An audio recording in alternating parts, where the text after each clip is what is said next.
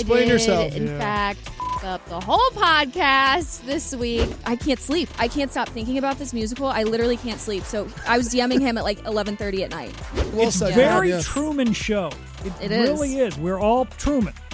If you think about it. The Truman Show, but everybody is Truman. He's like, I found God 30 years ago in a club in Orlando selling ecstasy and changed my whole life. BMS, the podcast. All right, let's jump right into BMS, the podcast. Complete transparency, the thing that we were most excited about on the podcast was our book movie review. You know how people do like book exchanges and things like that? We were doing a movie exchange where each of us picked out a movie for each other to watch. And so like I got Kevin, I picked out a movie for him. Kevin got AB. We're not going to be doing that today because, again, transparency, although the podcast drops on Fridays, we recorded on Tuesday. And so it's Tuesday after Memorial Day. And Hannah apparently forgot that it was Tuesday and we were recording the podcast and hasn't watched her movie. Explain yourself. In fact, fuck up the whole podcast this week. I feel so bad. I was stuck in Memorial Day weekend mode. And I totally, I was thinking our first day back to work was Monday. So I've been living this whole week thinking today is Monday, tomorrow would be the podcast. So, usually on podcast days, I, dress up more, try to look better. Clearly didn't do that. Clearly didn't get my assignment done. So I did, in fact, ruin the whole podcast I actually watched the movie I assigned Hannah in preparation. I watched it as if I was Hannah. Watching it through her eyes. I want to pile on because I do think this inconvenience. AB, you were flying out, so you had only 2 days to watch your movie. Did you get it done in 2 days? I did get it done in 2 days. You had to worry about... And my movie was 2.5 hours long. Yes, it was. And then but so good, right? And then you watched Hannah's movie because she was so excited. And my mom and sister actually also watched the movie separately without me after I told them that I did because they were so excited. I watched 30 minutes of TV every single day. The documentary that Hannah, she sent me a fucking documentary of all things, made me watch a documentary about bullying. There was zero chance I could convince my wife to watch something so terrible. Therapist. Yeah, so terrible. So I woke up early, 30 minutes early every single day for an hour and a half. So I was waking up at 2:45 in the morning every day to watch it in parts. To watch it in parts. Wow. I would watch it before the show to make this happen. And I got my shit done. Kevin, you made your wife watch I made your my movie? wife watch it with me, and I'm telling you what, we enjoyed it so much, we started watching the entire franchise of this film. So all of us were so excited and went out of our way to get our stuff done, and then, Hannah, what happened? Just didn't do it. Waited for the last second. Lazy. Now I feel like shit. Good way to start off the work week. All motivated, letting the team down, letting the podcast down. So that will be on next week's podcast. I hope everyone keeps their same excitement. Keep your memory, guys. Write it down. Same energy. That's because Kevin might have finished the whole Creed We're going to series. give each other other movies, Hannah. You don't have to worry about it. We're actually doing it. And you know what's messed up too? Let me just dig my own grave deeper here. Is we were going to do the book thing, but then you were like, no, Hannah won't read a book all the way. Yeah. So then you skipped that. Then you pivoted it for me to be a movie, and I still fucked that up. So okay, we're going to give you a song. All right. I don't know that I can fit that in. Okay? AB's in more book clubs and church clubs and Bible clubs. You guys kick people out of groups all the time, don't you? Have I? I don't know. I was wondering. I'm never in those clubs. People get kicked out of the club. I feel like if you don't read the book, people kick them out of the book. I don't think you get kicked out. You just slowly get uninvited. Oh, so we're I would already have group chats start getting made without all of a sudden, if you see a podcast get dropped and Hannah's just not in it, I'm gonna know. We don't acknowledge it at all. I'm gonna know. Hannah, are you leaving today? Yeah. Okay, see you later. All right, let's do the podcast. Go on out, guys. Okay, let's New set. We're gonna start doing the podcast without Hannah. You know what's sad is we are doing that. We are so doing this. I promise I dedicate my life to work. I just was a fucking idiot. Yeah. Honestly, I'm glad you didn't all of a sudden remember last night though, and then watch the movie just in a panic because it is such a good movie. I told her she has to watch Mamma Mia. It is such a good movie. I want you to be able to enjoy it. Yeah, I wasn't gonna spark note it either. I wanted to be for real. All right, how long is Mamma Mia? For real, I am a dumbass. Hour and a half. Okay, thank God. I was like, if you said it was 2.5 hours, No. I'm like. Guys, let's just do the review. She's not watching No, the right. next No, I will watch it, guys. Damn. Give me another day. How was everyone's Memorial Day weekend and stuff like that? My family and I went camping, and I posted a little picture or video or whatever on Instagram, and everyone's like, glamping. Glamping. It You wasn't- can count that as camping. You would count it? And that's the Yes. way to Okay, actually thank do you. it, by the way, okay? Because real camping sucks. Hey, don't hate on on. real camping. Real camping is like one of my favorite activities ever, but I do count Brett's activity as still real camping, mainly because I know you and your family, and I know you guys were like doing river walks, hiking, really enduring the outdoors. I think it's glamping if you have a bed. Yeah, that's what people are saying. Like, oh, Yeah. You yeah. can get an air mattress and a real tent. So my wife had a bed, though, because we have, like, still a 1-year-old. And then my son, my daughter, and I all slept on the floor still. You got the So boot what do you on the count bed? that? Full What's up? experience. Why didn't you get the bed too? Because it was just, like, there'd be 5 of us. There was only one bed. I thought that you, your wife, and Ellis would all sleep in the same bed. Oh, no, I gave them the space. And then my 3-year-old and 5-year-old would need me. They would not sleep on the floor without a parent, probably, like, in the dark. One time, my son and I just tried to do the camping, just the two of us, when my wife was super pregnant, and he had trouble throughout the whole night. Yeah. Like, it was a long night Yeah. of experiencing. So I think they needed, especially my son actually did really good. Like, he was like rolled away, but my daughter, anytime I went to go get up in the middle of the night and pee, she stood up like, No. where's this? Where's my dad? Like, where are you Whoa, going? whoa, to the, you can't go. Why are You you can't go. leaving the tent in the middle of the night? She like stood up. Was like, you good, Dan? I'm like, yes. Always looking out for you. So yeah, so I slept on the floor, so I feel like that kind of counts. But it was like they're called like Tuts. I forget what they're called. They're like specialty tent things. But Tent, hut, tut. yeah, like a tut kind of thing. And they were super cool. First off, I don't know. Let me try to figure out the name of where we went. They had this like coffee shop. It's called The Station. How far was it from here? About an hour and a half, like St. Francis River or whatever. But the guy who good runs area. it, it's called Sawyer's Landing. And he's like doing a whole bunch of stuff. They have these like mini trailers that you can rent, but they're a little bit more expensive. And then there's like these Tuts, like special glamping camps. And it's all like a Christian like community. Not like you have to really do anything, but like that, like their focus is they give back and make it affordable Wow. for families, bring nature. They have this like coffee shop that's like in the middle of all of that. And then there's this like play area for the kids to have, like a big playhouse. And it was really cool. And I did get to like talk to him. I just like could see that he was hanging out with them and hanging out. And I was like, hey man, this is pretty cool. You are probably the owner. He's like, well, I pay the taxes. I was like, No. and he was like, yeah, we're building this like sanctuary thing where it's like all like spa like for people to escape. Wow. And he was like, look, man, my mission is to give back, to put nature, to building tiny homes. He's like, I found God 30 years ago in a club in Orlando selling ecstasy and changed my whole life. And my whole life is just focused on nature and Oh, wow. my kids and life. And so it's an interesting conversation. But That's awesome. Wasn't it was- expecting that. yeah, it was Yeah. a really cool like experience, and all those trailers and tents that are around. It was like people like a campsite, Yeah. and a lot of people were there with their like families. And my kids got to play with some of the other kids there. Yeah, it's like a and big community. It was really really cool. And then there was like a Wow. coffee shop where you get food, so you don't have to cook everything over the campfire. Mm-hmm. So it was like a modern mix on camping, like if you were just easing your foot into it and stuff like that. And then we did get to go to like the shut-ins, which Oh, were like a little bit more intense for like doing it with a 1-year-old, a Family? 3-year-old, and a Yeah. 5-year-old. Mhm. But the kids did great. They were climbing over the my Johnson daughter's. shut-ins. So we didn't go to the Johnson shut-ins. We'd been there before when my daughter was about 2.5. There's the smaller ones that are right there. I forget the name of it. It was like 15 minutes from there. And I felt like the Johnson shut-ins were like more party-like because they're like bigger. Yeah. And there's like a lot of areas for you to kind of like camp out Yeah. and set up.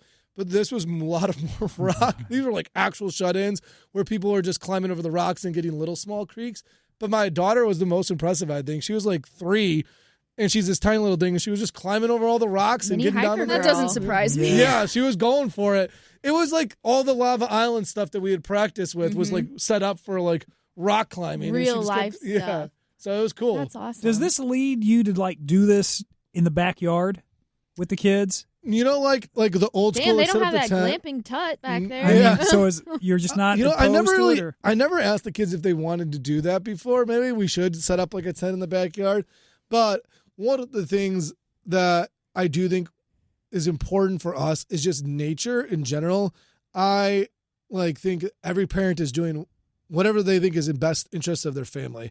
But I also feel like it is non-traditional now to put nature first, to be like outside, to camp, to do those type of things. I feel like we live a hustle and bustle life where there's video games, there's TVs, there's movies, there's sporting events, and families don't just spend a lot of time just as family.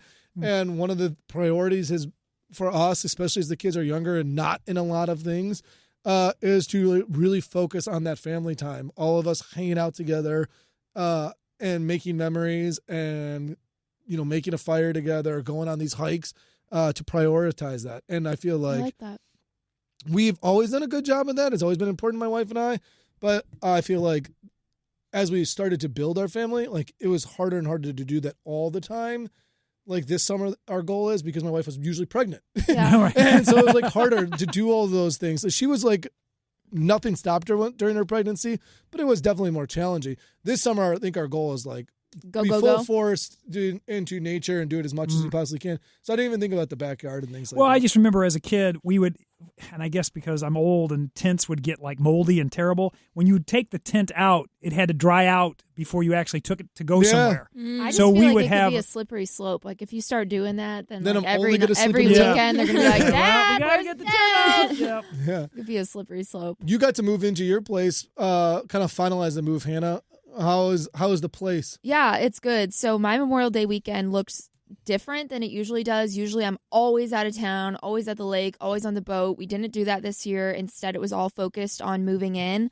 And I finally let people into my house this weekend. So on, Saturday and I guess Sunday, I had 2 different groups of friends over, and it was so much fun. I still am in that early phases. I don't have a TV outside yet or anything. So we were kind of just around the table or with chairs, kind of low-key bumming it. But it was still so fun to be in my home and feel confident enough to let other people in. Did you get the food and host and get all? Yeah, I was gonna say. I did. I picked up a 30 rack.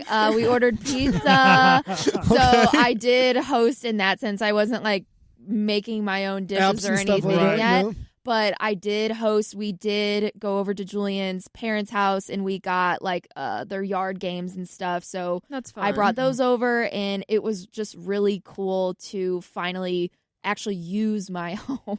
Yeah. So did you feel like you were a home more? Because it does feel home because now I have all my furniture in there. At first, it was just kind of the furniture that was given to me by family. So now I have my furniture in there, and then to have my people in my home really felt nice. As you guys know, I bought the home from my sister-in-law, and my sister-in-law came over this weekend too. And she walked in and she kind of got emotional. She's like, it doesn't smell like old people anymore in here. She was like, it smells so nice in here. That's funny. It smells so good. So I think it really is kind of hitting this is my space, and now I can have my people over. What about you, AB, with the Houston trip? What did you think of Houston? Houston was awesome. It just wasn't what I was expecting, in the sense that in my mind, for some reason, Houston has always been this small city. And so getting there and landing there and seeing how tall the buildings are. I was visiting my best friend London, and her husband works on the 58th floor of his building. It is the 4th biggest city in our country. And I think in the next 10 years, it's projected to pass Chicago because so many people are moving to Texas. Yeah, I believe that. You're I believe it now. For some reason you didn't know. That's so funny how you can go to a city and not know much about it. But it's so interesting, because I've known London since elementary school. So to be able to see the little life that she's building for herself is so cool. She bought a dog, she got married, she moved cities, she's teaching. She was teaching high school, now she's moving to 5th grade. So it's just cool to get to see all that. And everywhere, we went out to eat a couple times with her and her husband. And they paid for me every single time. Oh, nice. Which I would never have expected at all. And I always offered. I was like, no. Tell me, I'm going to Venmo you, whatever. And they were like, no. And London kept saying, we're DINKWADS. And I was like, what is... I've never heard that before. You've never heard that before? Dual income, no kids. With a dog. Yeah, I never heard the word. I never heard the WAD. Yeah. But still, I've heard the dinks. I just had never heard what'd that you call before. Yeah. A lot of my gay friends always use the term dink, and I never heard it before. Yeah, now it makes sense. Until I saw just how much they were balling. I was like, man, you guys are just killing it. I would even think as a dink myself, I wouldn't. Well, you're not. Well, I'm not married, but like still, if I was hosting someone out of town, I wouldn't know that I should pay for everything. Oh. No, like I feel like I'm trying to think. That's when like I feel like friends a rare case. Yeah, it's always you split and you pay for what you ordered. And so now that she's married, I guess it's changed because she was like, no, like it's fine. Like, you know, you're living on your own. You paid for your ticket to get here. It was like a $500 flight. It was pretty really expensive. Nice. And so I think they were just like, yeah, we're paying for you. I was like, okay. When I read in your journal that I read like they feel like content almost. Did you feel like they feel like they're like settled and that feels and do you feel settled in your life? Did it feel different? Like whenever I see my friends that are like, I don't know, that it's like they almost feels like they got their like white little picket fence at their little life going on. There's just like I don't know if I've ever really felt like that sense of contention. I don't know if it's what our job is or my personality type. I couldn't tell if it's me or my career or life in general. But like I read that and I was like, man, they just feel like they got it going on. What was it like for you? It's interesting because like one night we stayed in and they cooked me dinner. And so it's just funny seeing like, oh, this is what they do together every night. Yeah. And I've only met her husband. I could probably count on my hands the amount of times I've met him. Really? Because they met in college and I didn't go to college with her. And then he moved to Houston before she did. She was like your best friend as a child growing up. And so like, it's always interesting seeing him more and getting to know him more. And so like they cooked me dinner and I got to see what that was like. And then we had like a little game night and then them taking care of the dog. Like, yeah, they're very content, and it's cool to see. Like, very grown up. Yes. Did it feel like, did you be like, damn, I want that? Sometimes I think that. I'm like, damn, I want that. And then I realize, like, I'm happy with my life, but I have that moment just, like, watching. Sometimes, like my brother works a completely different job, and his house is so nice. He lives in the suburbs that we grew up in. I'm like, this is cool. And then I'm like, I don't know. Everyone wants different things and whatever. But there is that moment where you're watching them, and you're like, that's cool. I feel very content with where I'm at, living in like my tiny apartment on my own. I love the life I'm living now, but I do want that eventually. But it's not like a jealousy thing. Like, man, I want that right now. It's just like, wow, look at what you've done. I can't wait till I get there too. Yeah. You know that your chapter's coming. Yeah. I think that's well explained. Mm-hmm. You know, I was talking about the camping and summer juggling and all that kind of stuff and just even trips in general. One of the things I've been struggling to think about is juggling phone use in a weird way of like wanting to document the summer vacation, summer moments, and also live into those summer moments and soak up those moments with your friends or soak up those moments in your backyard. And I feel like it's a weird juggling act as a parent, especially because you like want to document them as a kid and watch their old videos all the time because I do that.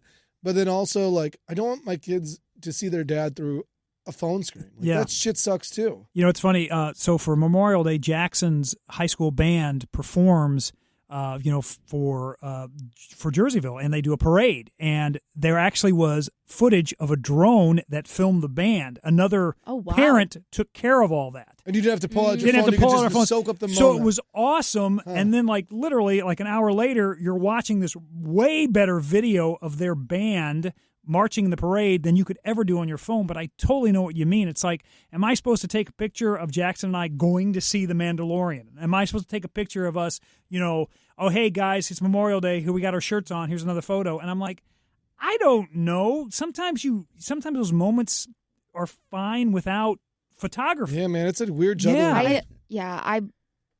I just think it's like interesting because AB and I probably have a little bit of a different perspective. I know that we both grew up in families. Correct me if I'm wrong, but I know we both grew up in families that like everything was documented. Like my grandma always had a video camera out, and I believe your dad always had a video camera out. Mm-hmm. And so I'm used to like capturing those big moments, but I can see how it would be like a struggle versus like you with kids. Like I can't imagine you like setting up a tripod to be like, come glamping with me and my family. That would be just so distracting. But I understand like, if you're not doing that, then you might feel like, okay, I'm missing out on like capturing this memory. So I can see where that can be like really hard. But I think like the example you use were like big moments. Look, nowadays we are capturing everything. Yeah. the times we're playing in our backyard to we're connected to our camera. Our parents had to go get a VHS camera and document a big moment. It's so different. I think back in the day, it was a little different because all my home movies are filmed on the VHS, so it's not like my dad's pulling out his phone. He takes a video. Oh, he gets distracted. He's on social media. He's doing this. He's doing that. Like you film dedicated, it, and then it's done. And so it's so different now. I see what you're saying. Great point, yeah. Having your phone on you all the time because it is such a big distraction. So did you bought like the VHS camera? Yeah, we do that. And that thing has been cool. You bought a VHS? So it's an old school camera. Oh. Where are you at in these conversations? I've never heard you say you bought a VHS. Yeah, we bought an old school camera for my wife's Mother's Day. To be fair, you talked about that a while ago. Mother's Day. It was May 15th. Right? She didn't watch the film. Is our camera okay? I hear a lot of beeping. The camera's okay. It's just beeping. So. Oh, I heard a beeping. I don't want to touch it. Yeah. I was going to say, in Hannah's defense, she forgot to watch the film. So going back to Mother's Day is a far. Home ownership has crushed my brain, I guess. But I'm very excited to hear this news. Yeah, there's an old school camera, and it films like old school VHS style, but it's all digital. And so we do bust that out, and that is cool. For moments, and it kind of has that old school home movie feel. But yeah, one of the things I think this summer is my family knows that my son will probably want to get involved in sports soon.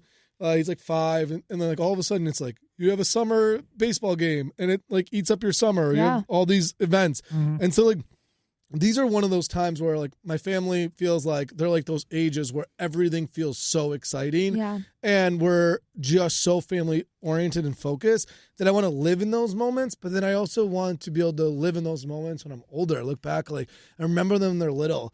I also think there's a sense of guilt now that there didn't used to be, where if something cute happens or a big moment happens and you didn't get it right. on camera, You're absolutely right. oh my gosh, I wish I recorded that, because I know I feel that way all the time. So I can't imagine having kids and it's oh, they're saying their first words, they're walking for the first time.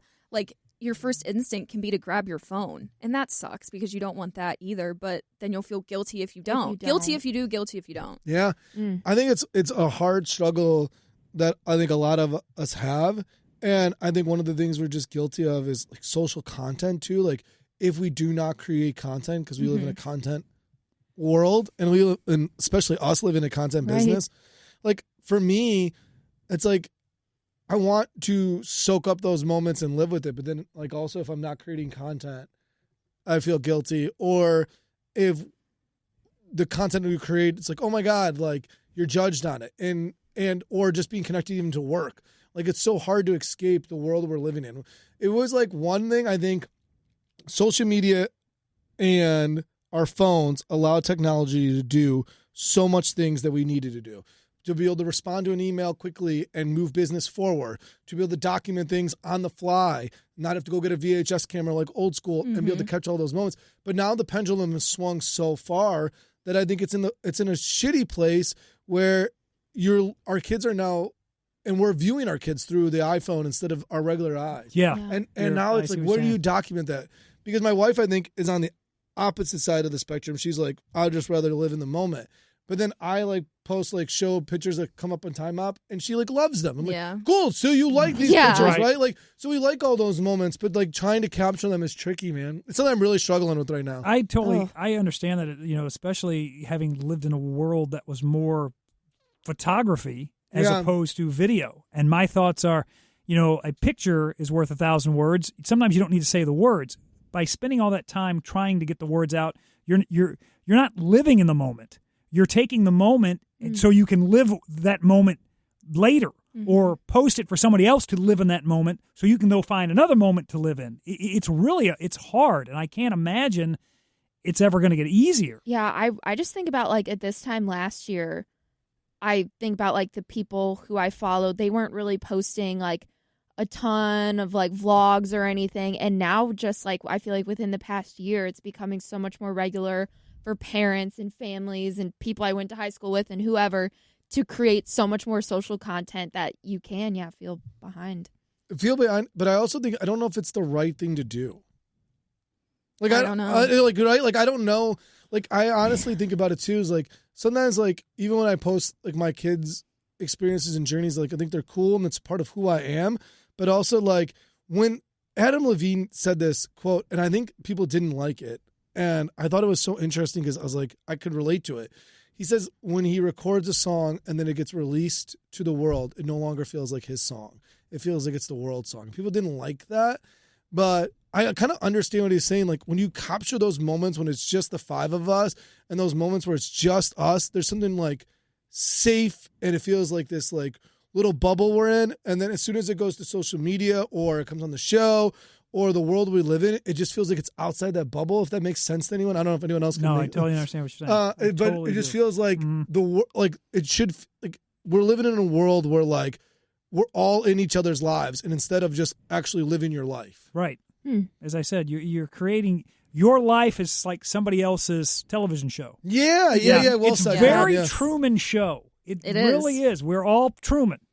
If you think about it. The Truman Show, but everybody is Truman. Yeah. Wow. That Kevin was very true. And that's what social media has created. Yes. The mind warp. Yeah. It's an interesting like world we're living in when it comes to social media. AB's social media has led her to a lot of experiences, though, because she's sharing those moments in her life all the time that matter a lot to her, especially with her passions, and it's connected with her with Broadway. What's the newest thing that you're constantly keep posting about? Man, like, what is this play that you keep posting about? I'm like not okay. This is the most unhealthy obsession I've probably had in years, to the fact I cannot think about anything else, like at all. This is so AB. So wasn't it last week the Jimmy John guy? Yeah, Jimmy John. Then is this the same guy? Greek salad. Different guy. This exceeds that.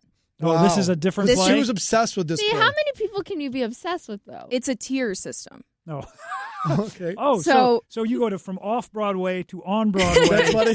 And then, they're like obsessed Broadway guys. Yeah, exactly. So do you guys remember last year we talked about how I went on a flight and I listened to the same song the entire flight? Yes. It's actually a you song played it from that musical. It was wonderful. So from that musical. Yes. Okay. The musical's called In Pieces, but it's not a fully fledged show yet. So like this guy Joey wrote all of these songs and he's like slowly been releasing them, and it's like seeing a musical from the conception to the actual, like, hopefully one day Broadway. And this isn't a show yet. It's not a show yet. Okay. But there's like a lot of songs released on Spotify and stuff like that, and they have millions of like listens. Like people do from really, literally from me. People really do listen to this show. So they're making a Broadway show currently in Pieces. Making a show trying to get it to go on Broadway. Okay. Called In Pieces. And yeah, it's kind of complicated. How long are the episodes? So they did a stage concert. So it was basically they sang all the songs, and it was almost like a full show, but like it's just not done yet. And they filmed it. It was an hour and a half. They did like 4 sold out shows of this stage concert in London, filmed it, released it, and you can rent it for 2 weeks, and then after the 2 weeks, it's gone. So my sister Kate also loves this show. So we rented it for $20 a couple days ago, and literally, speaking of like our phones and stuff, we spent the entire hour and a half like not touching our phones at all. We were just sitting right in front of the screen, like watching the entire thing, like basically in tears, because it was the best thing we've ever seen ever.